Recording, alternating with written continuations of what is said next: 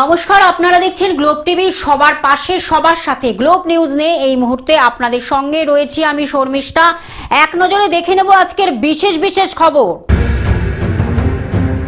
SIR কমিশনের বিরুদ্ধে বেনিয়মের অভিযোগ রাজ্যে, ফের সুপ্রিম কোর্টের দ্বারস্থ মুখ্যমন্ত্রী। আগামীকালই এসআইআর চূড়ান্ত তালিকা প্রকাশ। এসআইআর মৃতের পরিবারকে হোমগার্ডের চাকরি রাজ্যের। ট্রলি ব্যাগে আলমারিতে রাশি টাকা উদ্ধার। আদালতের নির্দেশে বাড়ি ভাঙতে এসেও ফিরে যেতে হলো আইনজীবী ও প্রশাসনিক আধিকারিককে। সরকারি নার্সিং কলেজের শপথ গ্রহণ অনুষ্ঠান। কয়লা উত্তোলনকারী সংস্থার নিয়োগের দাবিতে বিক্ষোভ। 46তম জাতীয় ভলিবল চ্যাম্পিয়নশিপ। জিম্বাবুয়েকে 72 রানে হারিয়ে সেমির স্বপ্ন জিয়ে রাখল ভারত। আবহাওয়ার পূর্বাভাস। আসছি বিস্তারিত খবরে। এসআইআর কমিশনের বিরুদ্ধে বেনিয়মের অভিযোগ রাজ্যের, ফের সুপ্রিম কোর্টে মুখ্যমন্ত্রী। এসআইআর কমিশনের বিরুদ্ধে বেনিয়মের অভিযোগ রাজ্যের। এসআইআর মামলায় ফের সুপ্রিম শুনানি। এসআইআর কমিশনের বিরুদ্ধে বেনিয়মের অভিযোগ রাজ্যের। জুডিশিয়াল অফিসারদের ট্রেনিং প্রক্রিয়া নিয়ে অভিযোগ। জুডিশিয়াল অফিসারদের গোপনে নির্দেশের অভিযোগ। হাইকোর্টের প্রধান বিচারপতিকে না জানিয়েই নির্দেশ বলে দাবি। কোন কোন নথি নিতে হবে তাই নিয়ে গোপন নির্দেশ বলে দাবি। অভিযোগ সুপ্রিম নির্দেশ মানছে না কমিশন। রাজ্যের সওয়ালে পাল্টা মন্তব্য প্রধান বিচারপতি। ছোট অভিযোগে প্রক্রিয়া থামানোর চেষ্টা বলে মন্তব্য। জুডিশিয়াল অফিসাররা প্রভাবিত হবেন না বলেও মন্তব্য। জুডিশিয়াল অফিসারদের উপর আস্থা সুপ্রিম কোর্টের। শুনানিতে মুখ্য সচিবকে সমন্বয় রেখে কাজের বার্তা। জুডিশিয়াল অফিসারদের সঙ্গে সমন্বয় রেখে কাজের পরামর্শ।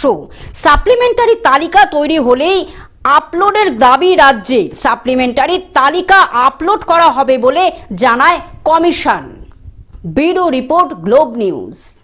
আগামীকালই এসআইআর চূড়ান্ত তালিকা প্রকাশ।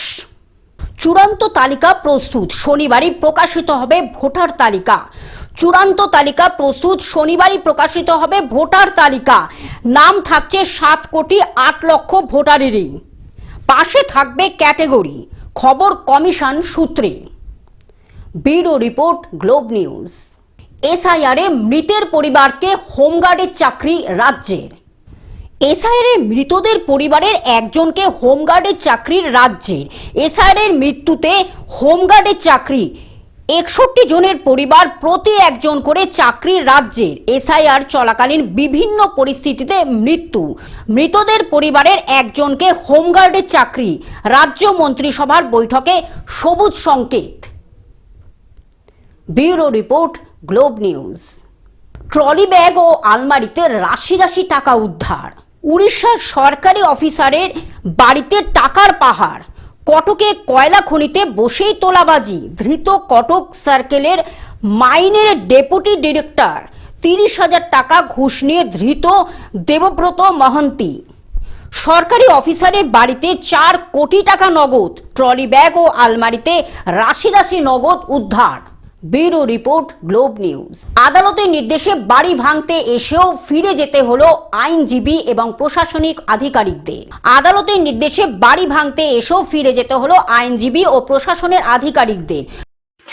ওই তো ওরকম ঘর দুয়ার ভেঙে দিলে আমরা থাকবো কোথায়, আমরা যাবো কোথায়? আমাদের তার কেউ কোথাও না, আমাদের কোনো জায়গাও না। আমাদের সম্পত্তি থাকলে কি আমরা এই হুমকির জায়গায় বসে থাকি? কতদিন ধরে বসবাস করছো? 40 বছর আছে। কি করবেন এখন তাহলে? কি করবো আমরা, আর কোথায় যাবো? কোর্ট তো অর্ডার দিয়েছে বাড়ি ভেঙে দেওয়ার জন্য, কিন্তু আমরা তো কিছু করতে পারিনি। কোর্ট অর্ডার দিয়েছে বলতে জানাই না। আমরা বামফ্রন্টের আমলে বসেছিলেন। ঘটনাস্থলে তুমুল উত্তেজনা। প্রশাসনের আধিকারিকদের পায়ের সামনে কান্নায় ভেঙে পড়ল বসবাসকারী পরিবারের সদস্যরা। পশ্চিম মেদিনীপুর জেলার চন্দ্রকোনা পৌরসভা 3 নম্বর ওয়ার্ডের অযোধ্যা এলাকার ঘটনা। এলাকার বাসিন্দা শ্রীকান্ত রানা, মধুসূদন রানা ও রাধারমন রানাদের দীর্ঘদিন ধরে বেশ কয়েকজন ব্যক্তি রায়ত জায়গা দখল করে বাড়ি করে রয়েছে, তাই নিজেদের জায়গা দখল আনতে আদালতের দ্বারস্থ হন রানা পরিবার। বলেছি রেজিস্ট্রিটা তারা করে নেবে তাদের পয়সায়, আমি আমার ল্যান্ড 2 ডিসিমল করে ল্যান্ড আমি বিনা পয়সায় দেবো বলেছি। ওইখানে যত 13 জন যে হোল্ডার আছে 13 জনকে, কিন্তু তা সত্ত্বেও আজ 26 তারিখ গত 25/2/2026-এ একটা লোকাল পার্টি অফিসে লক্ষণ কামিল্লা মহাশয়ের উদ্যোগে আলোচনা হয়, কিন্তু সেই আলোচনা ফলপ্রসূ হয়নি। সাবেক দাগ 838 LR 975 এই দাগের উপর গজিয়ে ওঠা 2টি বাড়ি, সেই 2টি বাড়ি আজ ভেঙে দেওয়ার নির্দেশ দিল। বাদী পক্ষগণের আইনজীবী কৃষ্ণেন্দু বিকাশ দত্ত জানিয়েছেন, আদালতের নির্দেশকে অমান্য করেছেন দুই পরিবার, তাই আমরা আবার আদালতের দ্বারস্থ হব ন্যায় বিচারের জন্য। সিপিএমের আমল থেকে সিপিএমের আমলে এটাকে ভেট হিসেবে গণ্য করেছিল এবং সেইখান থেকে আমরা এখানে বড় হয়েছি। 1986 সালে আসার পরে আমি এখানে বড় হয়েছি। আজকে আমার পড়াশোনা 42 বছর হয়ে গেল, কিন্তু এই মতো অবস্থায় এই ভেস্টের জায়গা এখন কিভাবে যে একক মালিকানায় গেল বা একক মালিকানায় কে করলো, কিভাবে করলো, এসব আমাদের সবই অজানা। বা ওরাও যে কেস করেছিল, কেসে যে ওরা এতদিন ধরে চালিয়েছে, 2019-এর ডিসেম্বরের কেস বলতে চলছে, কিন্তু আমরা হাতে আমাদের কাছে নোটিশ যখন এসেছে, সেই নোটিশ এসেছে 19 তারিখের 25শে ডিসেম্বর। তারপরে আমরা সময় খুব কমই ছিল, সেই সময় আমরা মানে কিছু করে উঠতে পারিনি, কারণ গরিব মানুষ, খেটে খাওয়া মানুষ, দিনমজুর মানুষ। তো দিনমজুর মানুষ হওয়ার ফলে আমাদেরকে এখন সেই জায়গায় এসে বলছে যে ছেড়ে দিতে হবে, এবং ওরা কোর্টের পুরো মানে নিয়ে চলে আসছে, ভাঙতে আসছে। পশ্চিম মেদিনীপুর থেকে কল্যাণ মণ্ডলের রিপোর্ট, গ্লোব নিউজ। সরকারি নার্সিং কলেজে শপথ গ্রহণ অনুষ্ঠান। ডায়মন্ড হারবার সরকারি মেডিকেল কলেজ ও হাসপাতালের সরকারি নার্সিং কলেজে অডিটোরিয়ামে 5ম প্রদীপ প্রজ্বলন, শপথ গ্রহণ এবং স্নাতক ছাত্রীদের পুরস্কার বিতরণী অনুষ্ঠান আয়োজন করা হলো ডায়মন্ড হারবার সরকারি মেডিকেল কলেজ ও হাসপাতালের সরকারি নার্সিং কলেজে অডিটোরিয়ামে 5ম প্রদীপ প্রজ্বলন, শপথ গ্রহণ এবং স্নাতক ছাত্রীদের পুরস্কার বিতরণী অনুষ্ঠান। কলেজটি 26শে ফেব্রুয়ারি 2026 তারিখে তাদের 5ম প্রদীপ প্রজ্বলন, শপথ গ্রহণ, পুরস্কার বিতরণী অনুষ্ঠান এবং প্রথম স্নাতক অনুষ্ঠান সফলতম ভাবে আয়োজন করা হয়। বিএসসি নার্সিং কোর্সের প্রায় 86 জন শিক্ষার্থীকে সফল সমাপ্তি উদযাপন করে। পাশাপাশি উপস্থিত বিশিষ্ট ব্যক্তিবর্গরা একই সাথে তাদের নতুন পেশাগত যাত্রার জন্য শুভকামনা জানান। এই কলেজটি এস্টাবলিশড হয়েছে 2021-এ, তারপর থেকে চলছে এই কলেজ। এখন 5th ইয়ার রান করছে। একটি ব্যাচ অলরেডি গ্র্যাজুয়েট হয়ে গেছে, তাদেরকেও আজকে আমরা কনভোকেশনে ডেকেছি এবং সেই সঙ্গে আজকে ফিফথ ল্যাম্প লাইটিং সেরেমনিও আমরা উদযাপন করছি আজকের এই প্রোগ্রামের মধ্য দিয়ে। তো এখানে আমাদের আজকে এই প্রোগ্রামে উপস্থিত ছিলেন আমাদের chief guest SDO sir mister Shubhajit Gupta এবং mister Mohammad Saidur Rahman, registrar women's university. এছাড়া আমাদের সঙ্গে ছিলেন আজকে প্রিন্সিপাল স্যার মোহাম্মদ সাদ্দিক মল্লিক এবং MSVP sir doctor Tanmoyee Kanti Panja এবং স্পেশাল গেস্ট ছিলেন, তার মধ্যে ছিলেন DPHNO madam, nursing superintendent, principal nursing officer, school of nursing, Diamond Harbour medical government and medical college, এবং এছাড়া ছিলেন জয়েন্ট নার্সিং সুপারিনটেন্ডেন্ট ম্যাডামও এই হসপিটালের। এবং সেই সঙ্গে যারা ক্লিনিক্যাল, বিশেষ করে নার্সিং প্রফেশনটা তো ক্লিনিক্যাল বেসড, এখানে পেশেন্ট কেয়ার, কমিউনিটি কেয়ার দিতে হয়, সেই কারণে আমরা এই অ্যাসেসমেন্টটাও করে থাকি যে কোন কোন স্টুডেন্টরা ক্লিনিক্যালি ভালো পারফর্ম করে, তাদেরকেও আমরা পুরস্কৃত করি। ডায়মন্ড হারবার থেকে বাইজিৎ মণ্ডলের রিপোর্ট, গ্লোব নিউজ। কয়লা উত্তোলনকারী সংস্থার নিয়োগের দাবিতে বিক্ষোভ। সালানপুর ব্লকের বড়াভুই আদিবাসী গ্রামের যুবক যুবতীরা বঞ্জিমারি খোলা মুখ কয়লা খনির নতুন বেসরকারি কয়লা উত্তোলনকারী সংস্থায় নিয়োগের দাবিতে বিক্ষোভ করেন।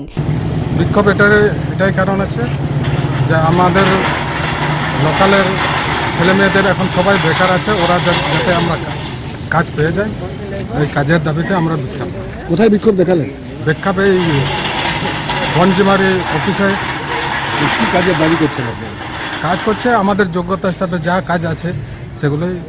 তারা প্ল্যাকার্ড হাতে মিছিল করে ইসিএল এর দেন্দুয়া বঞ্জিমারি খনির এজেন্ট অফিসের সামনে এসে গেটের সামনে বিক্ষোভ দেখান।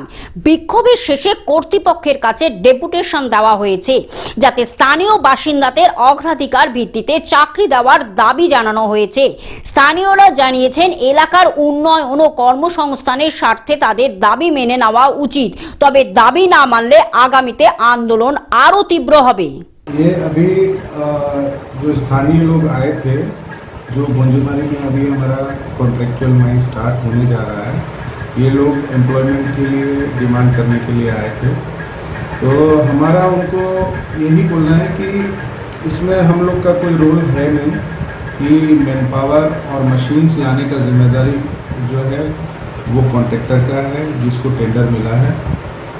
तो उनको हम एडवाइस कर सकते हैं कि यहाँ से लेना चाहिए, स्थानीय लोग हैं वो भी काफ़ी तकलीफ़ें झेल रहे हैं, वहाँ से लेना चाहिए। बस यही हम जो आए थे प्रतिनिधि उनको हम बात बोले हैं, और फिर हमारे जो सीनियर लोग हैं उनको हम ये ना इसके बारे में जानकारी दे देंगे, और उसके बाद में वो क्या सोचते हैं या कॉन्ट्रैक्ट जो ना कॉन्ट्रैक्चुअल हैं वो ना क्या सोचते हैं बाद में। আসানসোল থেকে সৌমিত্র গাঙ্গুলির রিপোর্ট, গ্লোব নিউজ। 46তম জাতীয় ভলিবল চ্যাম্পিয়নশিপ। 46তম সাব জুনিয়র জাতীয় ভলিবল চ্যাম্পিয়নশিপ শুরু হলো হুগলির পোলবায়। পোলবা স্পোর্টস একাডেমির পরিচালনায় ভারতের বিভিন্ন রাজ্য থেকে বালক বালিকারা ভলিবল খেলার অংশ নিচ্ছে। পোলবার একাডেমি প্রাঙ্গণে 24শে ফেব্রুয়ারি শুরু হচ্ছে, মার্চের 1 তারিখে শেষ হবে। ভারতের 28টি রাজ্যের সাব জুনিয়র ভলিবল বালক বিভাগ এবং বালিকা বিভাগে 24টি দল খেলায় অংশ নিচ্ছে। জাতীয় ভলিবল খেলা প্রাঙ্গণে উৎসুক ক্রীড়াপ্রেমী মানুষকে ভিড় করতে দেখা গেছে। ওয়েস্ট বেঙ্গল ভলিবল অ্যাসোসিয়েশনের তত্ত্বাবধানে ওই ভলিবল খেলার সাথী হয়েছে হুগলি জেলা volleyball association. West Bengal volleyball association Polba sports একাডেমিকে দেয়। এখানে টোটাল পার্টিসিপেট হচ্ছে 59টা টিম, টোটাল 29টা রাজ্যে। আমরা স্পোর্টস একাডেমির তরফ থেকে যতখানি সম্ভব চেষ্টা করেছি যাতে প্রত্যেকটা রাজ্যে খেলোয়াড়, কোচ এবং ম্যানেজাররা আনন্দ পায়, তার প্রচেষ্টা আমরা চালিয়ে গেছি। আমি পোলবা স্পোর্টস একাডেমির সভাপতি অশোক কুমার পাল। হুগলি থেকে রাজকুমার প্রসাদের রিপোর্ট, গ্লোব নিউজ।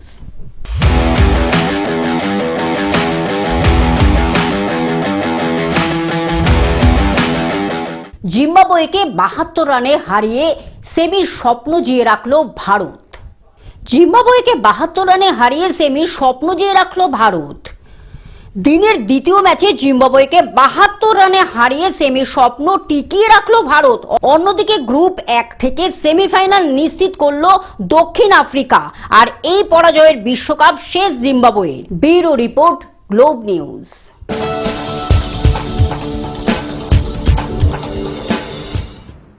আবহাওয়ার পূর্বাভাস। দোলে উধাও শীতের আমেজ, দক্ষিণবঙ্গে সামান্য নামল পারদ। বৃষ্টির পর ফের হালকা উত্তরে হাওয়া, দক্ষিণবঙ্গে সামান্য নামল পারদ। রাতে ও ভোরে শীতের আমেজ, দুপুরে গরম। আজ কলকাতার সর্বনিম্ন তাপমাত্রা 18 ডিগ্রিতে। দোলে উধাও শীতের আমেজ, মার্চের শুরুতে সর্বনিম্ন পারদ পৌঁছাবে 22 ডিগ্রিতে। Bureau report, Globe news. Television ছাড়া গ্লোব নিউজ এখন সর্বত্রই সমাজ মাধ্যমে উপলব্ধ। বিস্তারিত জানতে আমাদের টোল ফ্রি নম্বরে যোগাযোগ করুন 180089197444। এছাড়া লগ ইন করুন আমাদের ওয়েবসাইটে www.globetvindia.com। গ্লোব নিউজ এই পর্যন্ত। দেখতে থাকুন গ্লোব টিভি, সবার পাশে সবার সাথে। নমস্কার।